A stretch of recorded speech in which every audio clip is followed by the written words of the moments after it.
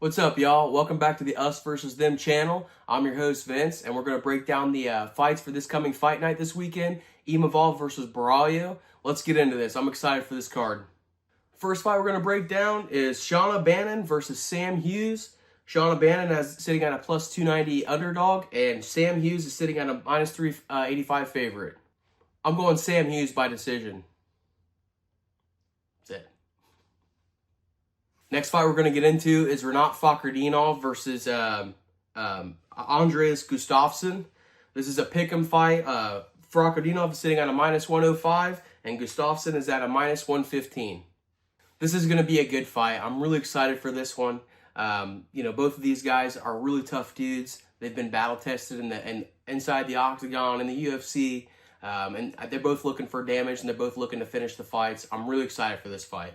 These guys lean on their wrestling experience to win fights. That's typically their path to victory, but the style of wrestling or the way they wrestle is very different.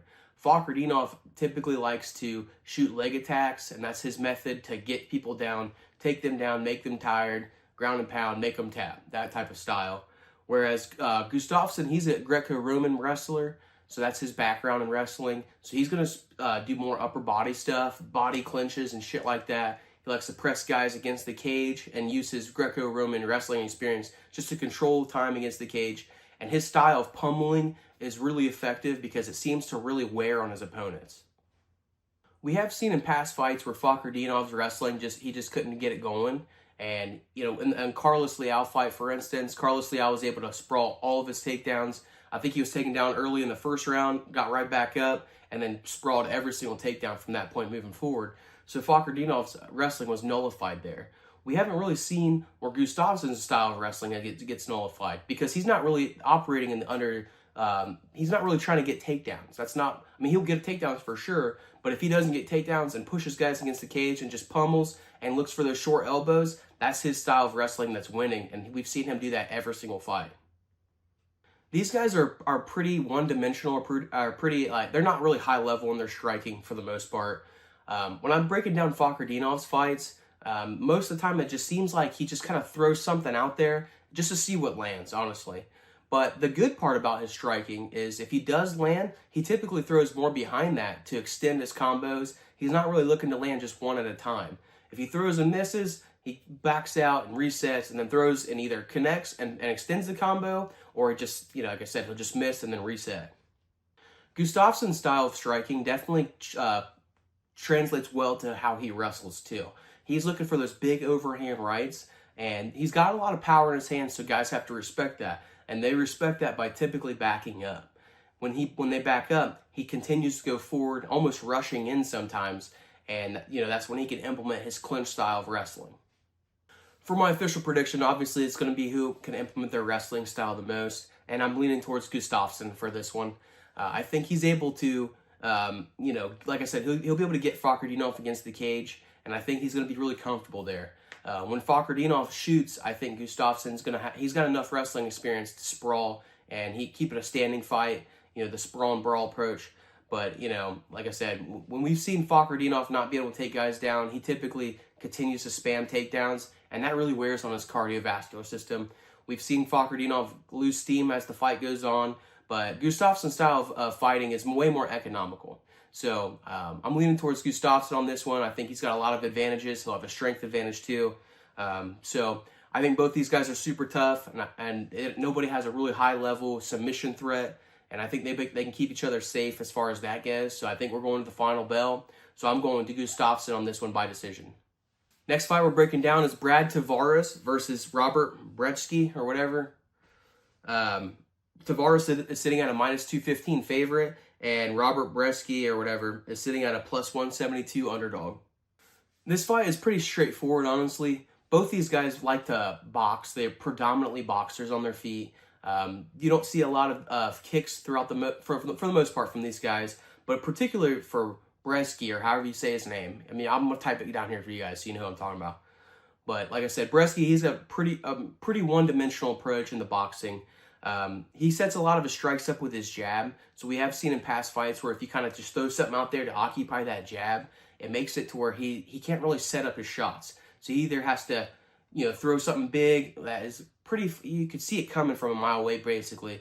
So as long as you're sending something out there to occupy that jab hand, he really has a hard time getting a lot of shit going. Tavares, like I said, he's more of a boxer too. He keeps a really high guard, and he does really well at rolling with punches. He's been in there with some of the heaviest hitters in the middleweight division. And, he's been knocked out before, but he's been in the UFC for like, I don't know, 10 years. I mean, way more than that, honestly. I think this is his 27th fight in the UFC. He's cut his teeth in the organization. So, he does a really good job of keeping his high guard and kind of rolling with punches so nothing really lands clean. If anybody's going to mix in grappling, it's going to be Tavares. I could see if he ever feels like he has to get the fight to the ground, I'm confident in his ability to get the fight to the ground. Whereas Bresky, if it's not working out for him on the feet, he's kind of just stuck there.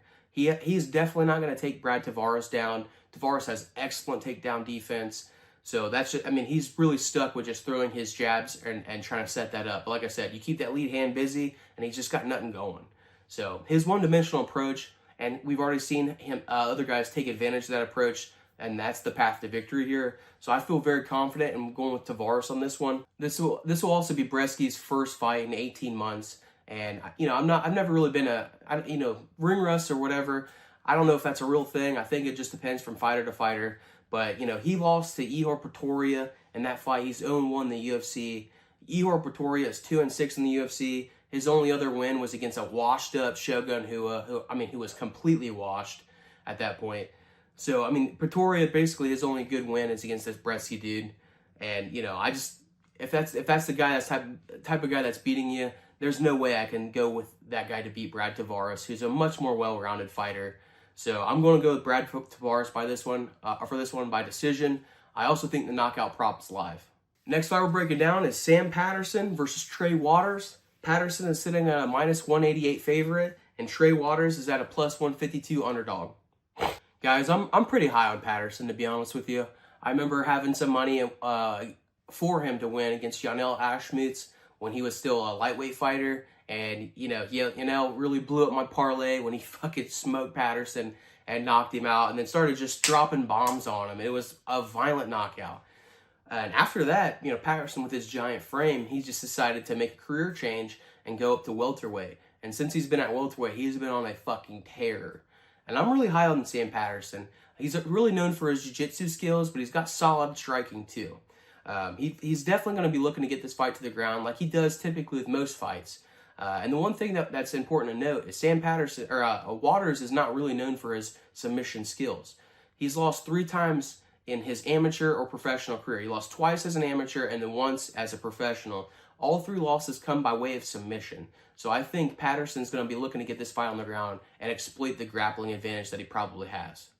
One thing I noticed about Waters' striking is he's typically used to being the taller, rangier fighter. So he typically plants that lead foot right where it is, and instead of moving his feet and trying to get out of the way or just trying to dodge punches, he just leans back. And he's able to do that against shorter guys because, like I said, him being a lot longer than most of the guys he's fighting, that's just something that he's able to do. But it makes him susceptible to the leg kick, so he can get his leg chewed up, the lead leg chewed up. And, Sam Patterson's going to be just as tall as he is. He's got kind of shorter arms for his length. But, given the fact that he's going to be just as tall as Waters here, I don't think that strategy of defending strikes is going to work for Waters. In his last fight against Danny Barlow, we saw that Patterson also carries power in his hands. He really got to showcase that he's not just a grappler, but he's also a striker. So he knocked out Danny Barlow in the first round, which is, I think, a huge win. Danny Barlow was undefeated at the time, and getting a first-round KO against the left-handed god Danny Barlow, that's a really good win. So I think the line on this one was really favoring Patterson. Patterson on this one. It's kind of almost a pick-em. He's a slight favorite, but I really think that the line should be even a little bit longer for him. So there's a lot of value in the Patterson pick here. So I'm definitely going to go with Patterson, and I'm really confident in this pick. But to predict the method of victory is kind of tricky because he is dangerous pretty much any way it goes. And I think if it somehow were to go to decision, he'll still win that route too. That's the least likely outcome in my opinion. I think he's either going to win by KO or submission. But it just really kind of depends on what happens. He could knock him out, and I think Waters is there to get hit. I promise you guys that. he doesn't move his head, and like I said, he just leans back. So he's going to get hit. We've seen him get damaged before in past fights, and they didn't land clean. So the fact that, he's there to be hit, I'm leaning towards Patterson by KO on this one. But obviously the submission prop is huge, and it's live there. I'm just going to go with KO for Patterson. And I really don't have any logic. It's just you got to pick one or the two. So I'm just going to wing it and say KO Patterson. Next fight we're going to be breaking down is Harry Hardwick versus Kai Fernandez. Hardwick is a slight underdog at plus 142, and Fernandez is sitting at a favorite at minus 176. First thing I noticed when I was breaking down Fernandez's fights is he likes to spam out a lot of leg kicks to slow guys down a little bit. Obviously they're not going to be as mobile, and damaging those legs, you guys know this if you're watching my fucking channel, that's always going to pay off in the long run as the fight goes on. So he does a really good job at making those investments early in the fight, and he doesn't really shy too far away from him as the fight goes on, which is really nice to see. Another thing I noticed when I was breaking this fight down is Hardwick has some skinny-ass legs. So I don't know how much of a factor that is. I've never really taken a leg kick like that, but I don't have skinny fucking legs either, though. So I don't know, if having big fat legs or big muscular legs helps as far as absorbing those kicks. I'm sure if you hit that nerve, it doesn't matter what size leg you got. But if you have skinny legs, it just seems like, you might be a little bit more susceptible to taking some damage there. So that's one thing I noticed about Hardwick is he got some skinny legs. So I think, the leg kicks for Fernandez might be even more fruitful than they typically are. One thing I noticed about Hardwick and his striking is he invests a lot in body shots with his punches. When he gets in closer range, he likes to throw those body shots. But he also likes to spam out a bunch of punches. He's not really throwing full speed at any of his punches, but he's always throwing something out there and peppering people. Kind of like an old school Diaz brothers approach, where he's just throwing so many punches that, at the end of the day, they start to add up, and they're definitely scoring on the scorecards. So if it goes to decision, he's able to find his rhythm, it could be really favoring him. Another thing I really like about Hardwick and his striking is when he gets in close range, he goes right for that tie clinch, which I think is a really underutilized technique in MMA.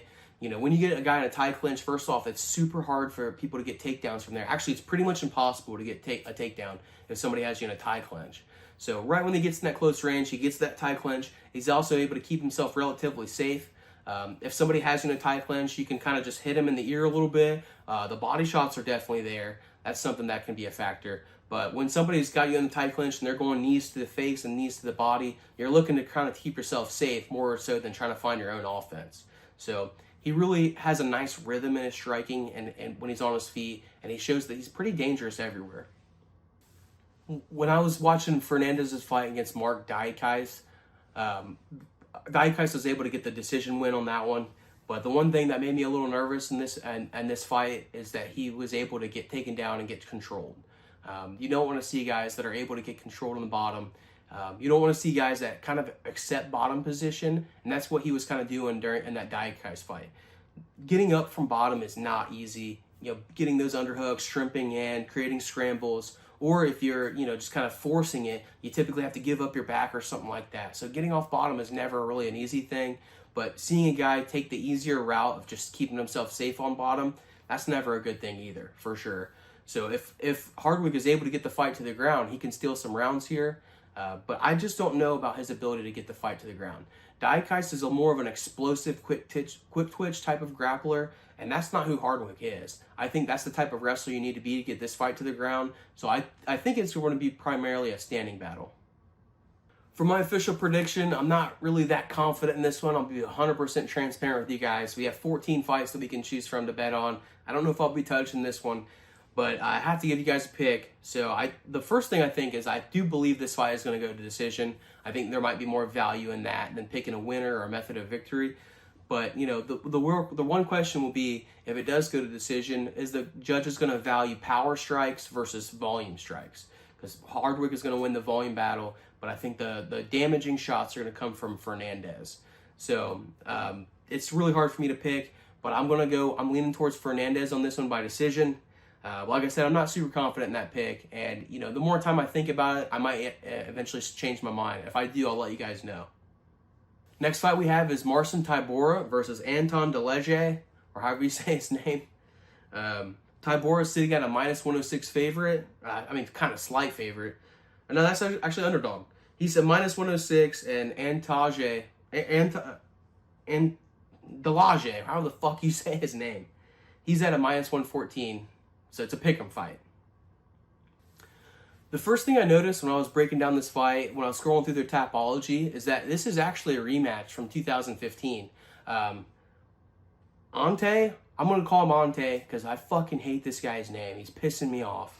But Ante and Tybura had fought, like I said, in 2015 on the regional scene, and Tybura punched him and knocked him down, but when he did, Ante got his foot caught in the ground, and he actually broke his leg on the way down. So they obviously stopped the fight for that, which is very similar to what happened when Mirko Cro Cop got kicked by Gabriel Gonzaga, and he got his foot stuck in the ground and he broke his leg.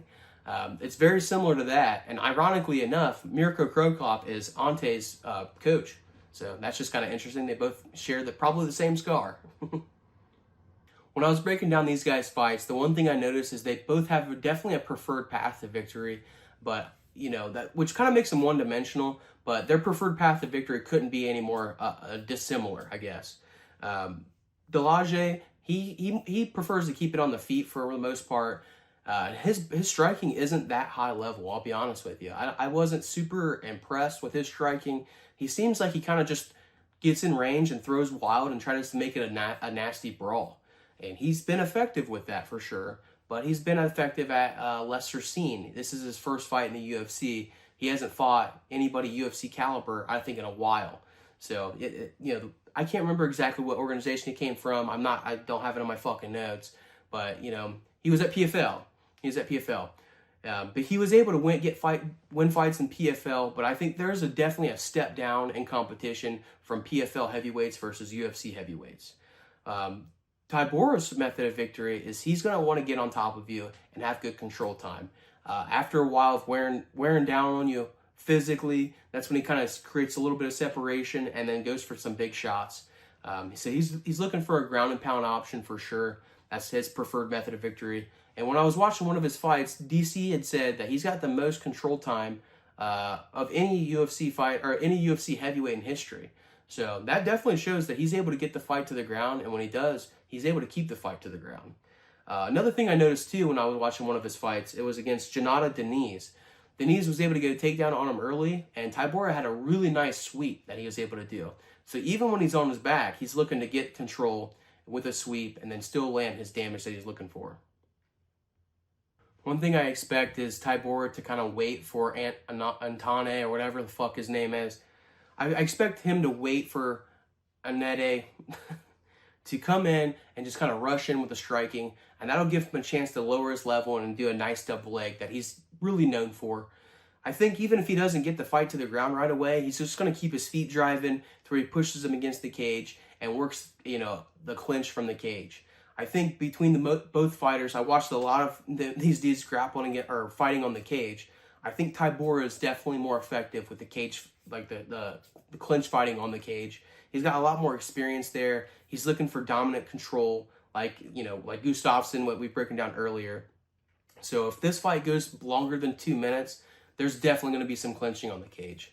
For my official prediction, I'm going with the guy whose name is way fucking easier to pronounce, Tybura for sure. As you guys probably already tell from my breakdowns, I think Delage and his approach, he's going to have basically one path to victory, and it's going to be to swing wild and get a KO early. He definitely can do that, don't get me wrong. But if he's not able to knock him out in the first minute or two, I think the path to victory is going to start narrowing a little bit.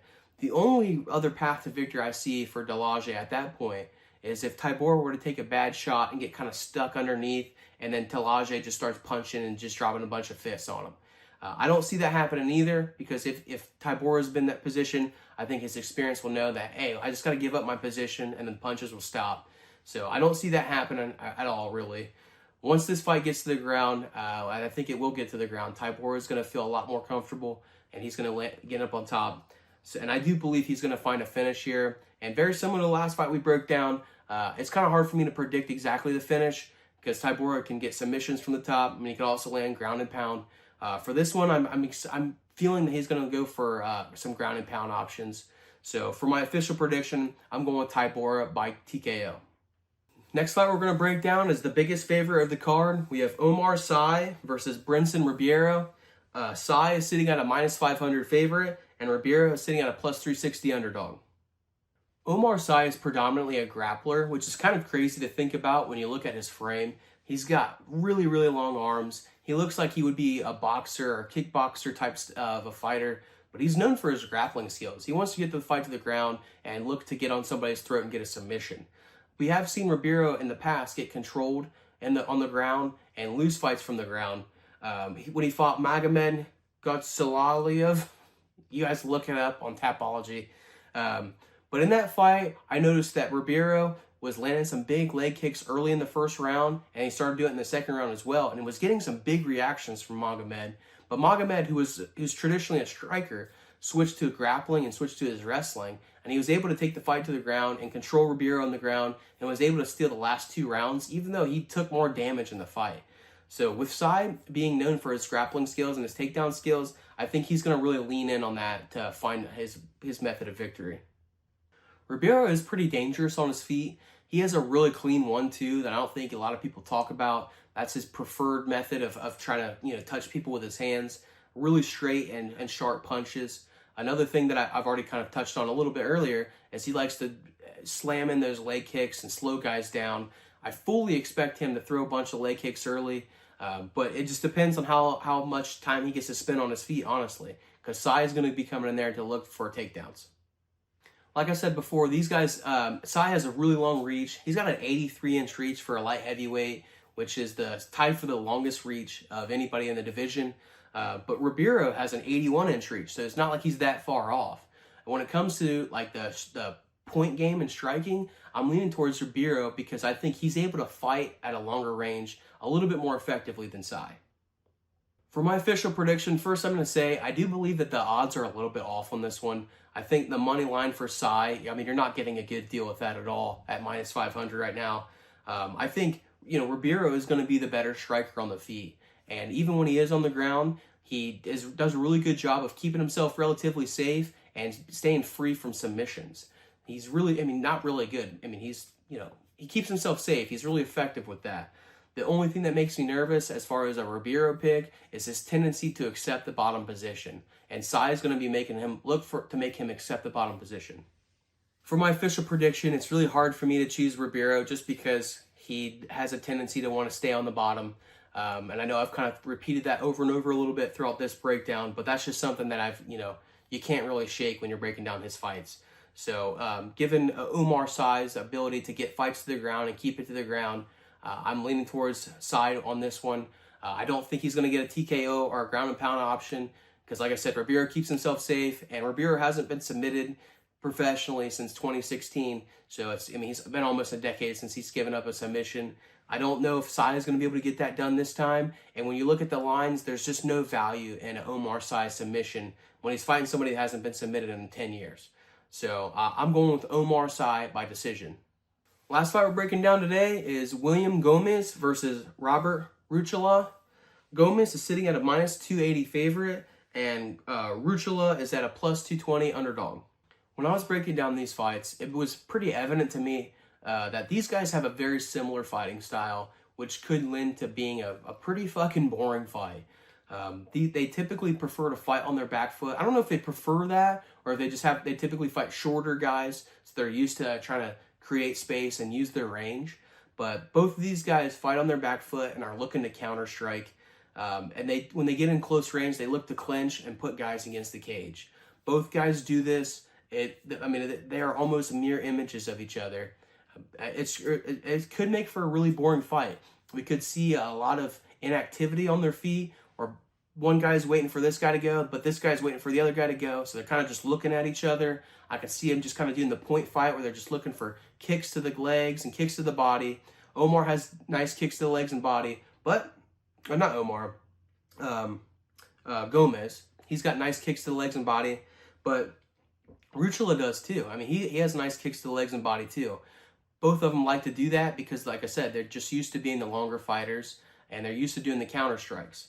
One thing I noticed though when it came to their kicking, which they're going to both be relying on, is they don't typically get a lot of reactions from the guys that they're fighting. And I don't know if they're just not finding the target, the sweet spot that they're looking for, or if they're just not kicking with enough power. They just don't carry enough power in their kicks.